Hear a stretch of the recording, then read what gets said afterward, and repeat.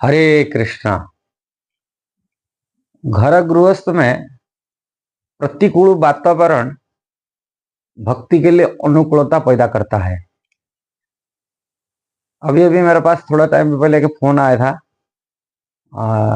एक घर गृहस्थी एक स्त्री की है। आ, थोड़े साल पहले उनका शादी हुआ था और उनने शादी के लाइफ में पहले भजन करता था, माला करता था, जप करता था, हमसे जुड़ा हुआ था।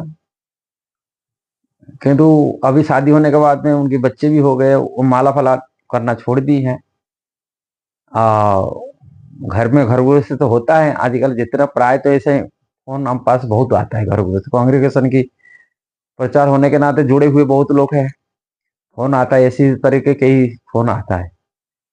उन्होंने अपनी बात बता, कोई मेरे को अच्छा नहीं लग रहा है और कितना घर गृहस्थ के लिए कितना किसी की सेवा कर लो कितना, किंतु सभी नफरत करते हैं।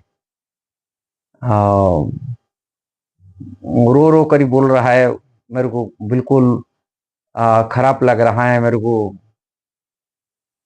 उनके। और ये बात प्राय तो होती है। और जो लोग नया नया शादी करते, माँ बाप के पास लड़की रहती हैं और प्यार दुलार में रहती हैं, और माँ बाप तो डांट सकता है, बोल सकता है, कुछ भी बोल देते लड़की घुसा करके घर में। किंतु शादी है कि जो पराई घर जाते हैं, और पराई घर में उनका एडजस्टमेंट करना, पराई घर में और वहाँ बोलना कि डांट ये करना, जैसे माँ बाप के अनसुन हो कि काम करना घर में चल जाता है, किंतु वहां तो नहीं हो पाएगा। सास ससुर के सामना है, वो पति के सामना है, हो नहीं पाता है। इसमें बहुत सारे, सबसे ज्यादा जो नवविवाहित होते हैं वो बहुत परेशानी आती, एडजस्टमेंट नहीं कर पाते। किंतु आध्यात्मिक क्षेत्र में देखा जाए, यदि विचार करने की बात है, ये अनुकूलता पैदा करता है।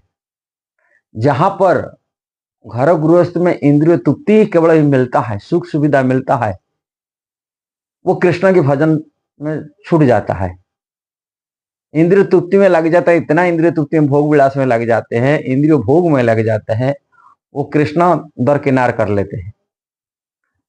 और यदि प्रतिकूल प्रतिकूल भावना रहता है घर गृहस्थ में, और वो प्रतिकूल जो परिस्थिति में, जो भक्त तो नहीं है, बहुत तो कर्मी लोग होते हैं, वो लोग सुइसाइड भी कर लेते हैं। किंतु प्रतिकूल परिस्थिति भक्ति में अनुकूलता पैदा करता है। प्रतिकूल में उसमें अटैचमेंट हट जाता है। जो परिवार प्रति आसक्ति होता है, बच्चे में आसक्ति होता है, पति में आसक्ति होता है, कि पत्नी में आसक्ति होता है, ऐसा परिस्थितियों में जो आसक्ति नफरत पैदा हो जाता है, वो परिस्थिति, वो नफरत परिवर्तित हो जाता है कृष्ण भक्ति में। कृष्ण से अटैचमेंट बढ़ जाता है।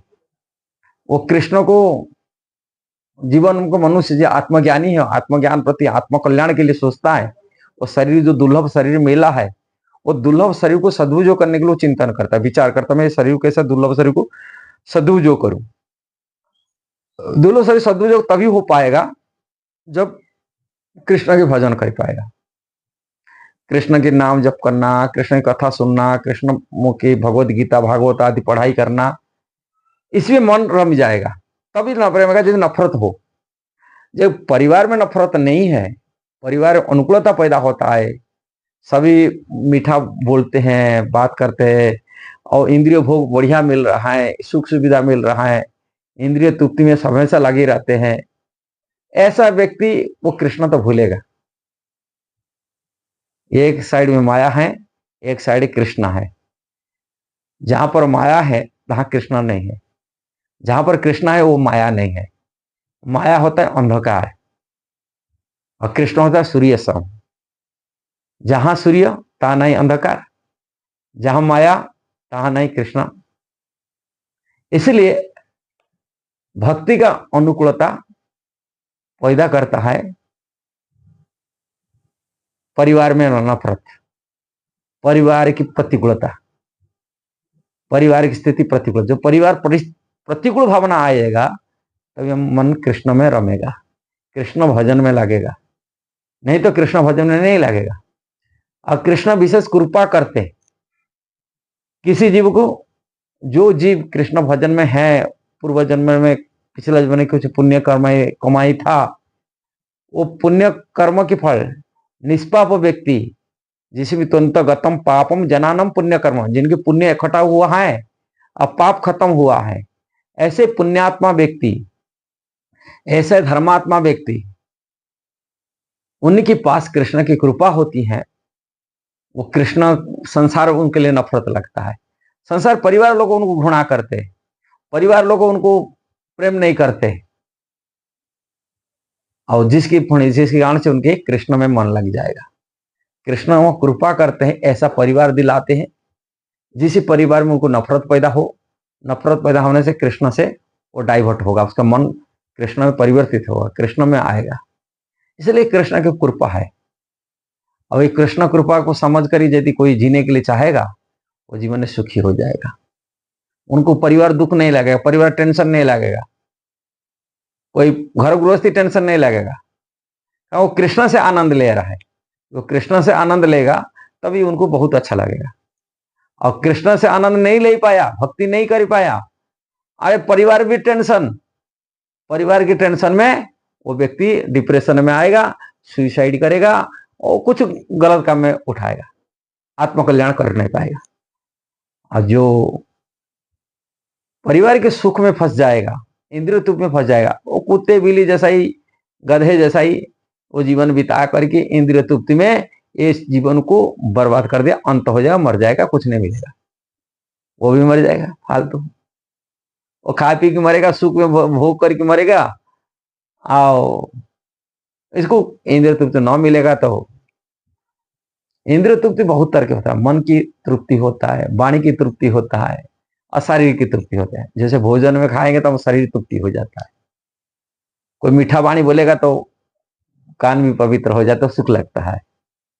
अब मन से के रूप में जो ये सब चीज मिलता है, परिस्थिति बढ़िया सुख सुविधा मिलता है, वो सुखी हो जाता है। ये सभी इंद्रिय तृप्ति है,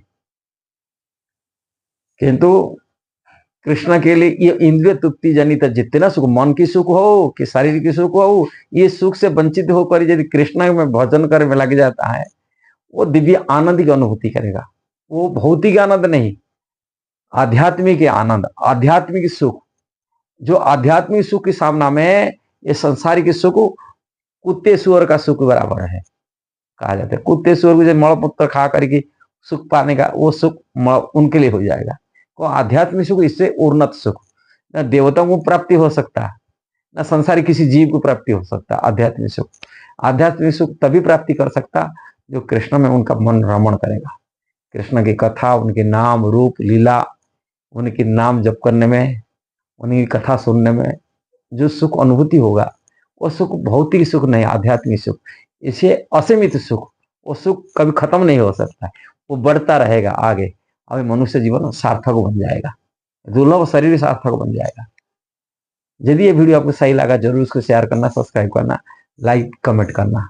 हरे कृष्णा।